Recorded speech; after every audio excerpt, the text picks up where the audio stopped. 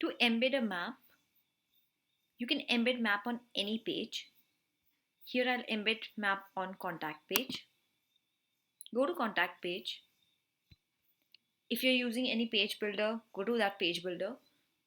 If it's a widget, you can simply add one HTML widget. If in theme by default there is some map, if you want to edit the same, let's find the location of the map. Find the location you want to put it in your map. Go to Google My Business, go to Google Maps, go to Directions. From there in menu you'll get an option, Share or Embed Map. Click on Embed a Map.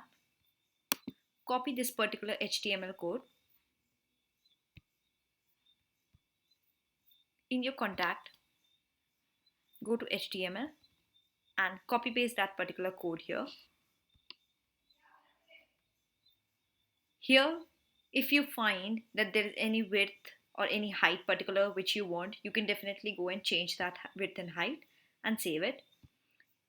Also, if there's no map and you want to edit one, you want to make one or you want to put one, let's say here I'll take maybe a column. I'm just putting one map here. Put HTML.